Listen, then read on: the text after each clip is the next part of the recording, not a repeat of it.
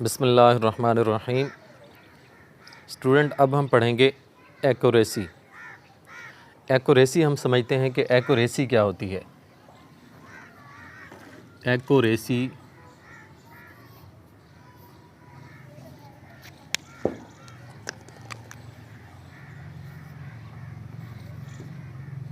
Accuracy accuracy student, मैं इसको define करने से पहले मैं आपको कुछ एग्जांपल बताता हूँ और फिर हम इसे डिफ़ाइन करते हैं। लेट के हमारे पास स्टूडेंट एक एक्चुअल लेंथ है। एक्चुअल लेंथ हमने किसी चीज़ की मापी है और वो है हमारे पास एक्चुअल लेंथ, वो है 2 सेंटीमीटर। मिसाल के तौर पे यहाँ से यहाँ तक हमारे पास एक लेंथ है, ठीक है, और हम उसको किसी इंस्ट्रूमेंट से मापते हैं, या फिर हमें ये बताया जाता है कि इसकी एक्चुअल लेंथ जो है, इसकी ट्रू लेंथ जो है, वो इसकी टोटल लेंथ आती है 2 सेंटीमीटर।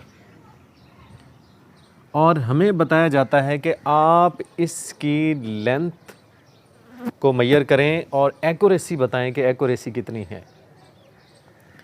तो स्टूडेंट, हम ये लेंथ मापते हैं तो हमारे पास, जब हम ये लेंथ मापते हैं तो हमारे पास जो लेंथ आती है वो आती है 1.91 सेंटीमीटर।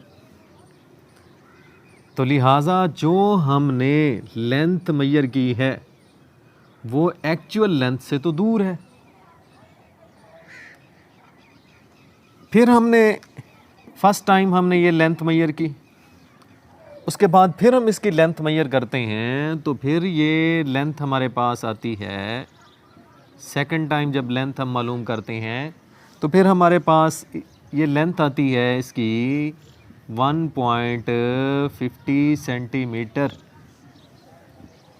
और इसी तरह तीसरी दफ़ा जो लेंथ हम मेजर करते हैं वो हमारे पास आती है 2.50 सेंटीमीटर। क्या ऐसे मुमकिन है कि ऐसे ये लेंथ आ जाए? क्योंकि एक्चुअल लेंथ तो ये है, लेकिन हमारे पास ये लेंथ कैसे आ रही है उसकी? स्टूडेंट, ये जो हम लेंथ मेजर कर रहे हैं, ये देखें बहुत सारे एरर्स मौजूद होते हैं। जो बंदा लेंथ मालूम कर रहा है वो इतना एक्सपर्ट नहीं है कि वो सही तरीके से लेंथ की पैमाइश कर सके, या फिर वो ह्यूमन नेग्लिजेंसी की वजह से वो लापरवाही का मुजाहरा कर रहा है, फिर भी उसके पास ये लेंथ इसलिए वो सही नहीं आ रही। तो ये जो 3 दफ़ा पहले उसने लेंथ मेजर की ये आई, फिर लेंथ मेजर की ये आई, फिर लेंथ मेजर की ये आई। अब आप ये देखें, ये वाली वैल्यू भी एक्चुअल लेंथ के करीब नहीं आती, ये भी एक्चुअल लेंथ से काफ़ी दूर है, ये वाली वैल्यू भी एक्चुअल लेंथ से काफ़ी दूर है।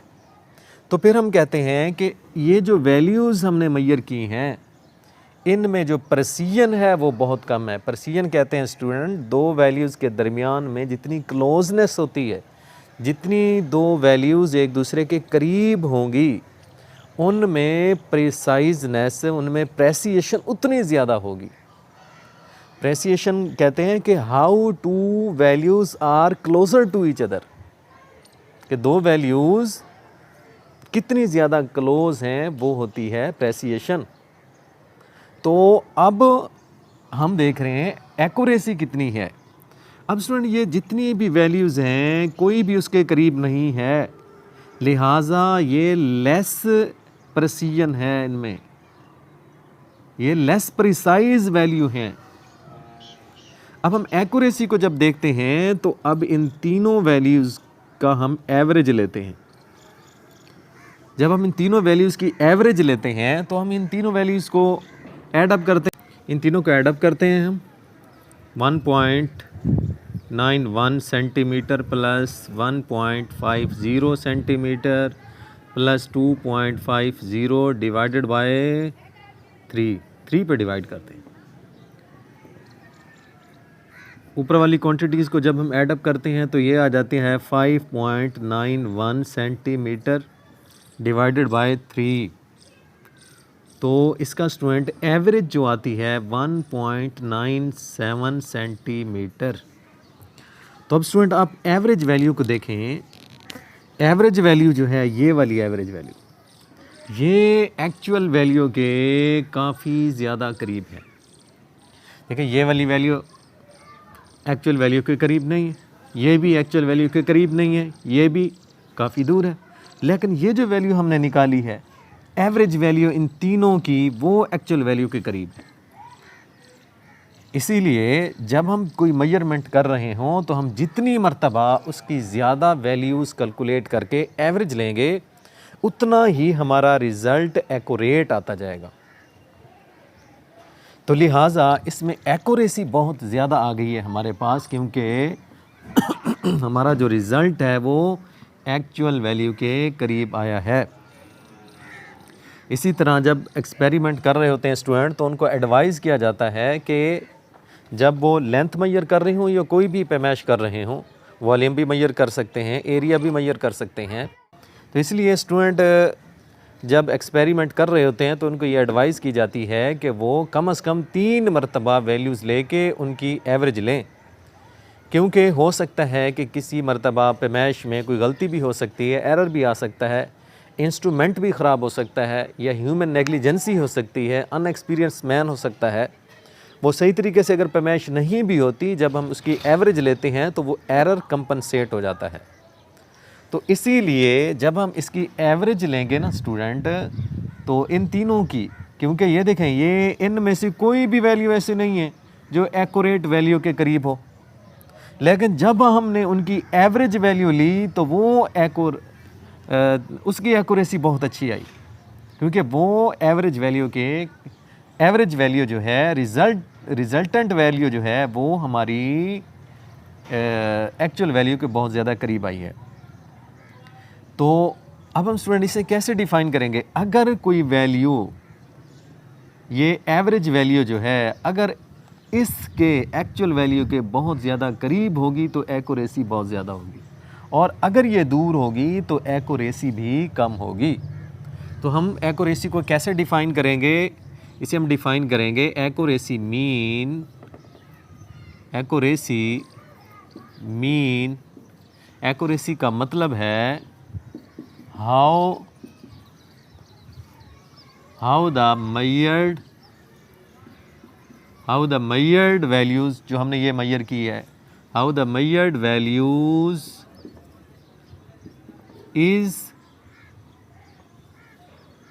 is to closer the actual value। अगर हमारी measured वैल्यूज़ एक्चुअल वैल्यूज़ के कितनी करीब है, एक्यूरेसी का ये मतलब होता है। अगर measured वैल्यूज़ का, ये जो measured वैल्यूज़ हैं उनका रिज़ल्ट, यानी ये रिज़ल्ट, यानी measured वैल्यू से मुराद क्या है? हाउ द measured वैल्यू से मुराद ये है कि रिज़ल्टेंट वैल्यूज़, जो हमारा रिज़ल्ट आता है वो अगर एक्चुअल वैल्यू के बहुत ज़्यादा करीब है तो एक्यूरेसी बहुत ज़्यादा होगी। उसके बाद स्टूडेंट हम पढ़ते हैं कि एक्यूरेसी कैसे मेजर की जाती है, किस पर डिपेंड करती है। एक्यूरेसी डिपेंड्स अपॉन, ये स्टूडेंट डिपेंड्स करती है, 2 चीज़ों पर डिपेंड्स करती है। एक तो ये डिपेंड्स करती है फ्रैक्शनल अनसर्टिनिटी। एक तो स्टूडेंट ये डिपेंड करती है फ्रैक्शनल अनसर्टिनिटी पर, और दूसरे नंबर पर ये डिपेंड करती है परसेंटेज अनसर्टिनिटी पर। परसेंटेज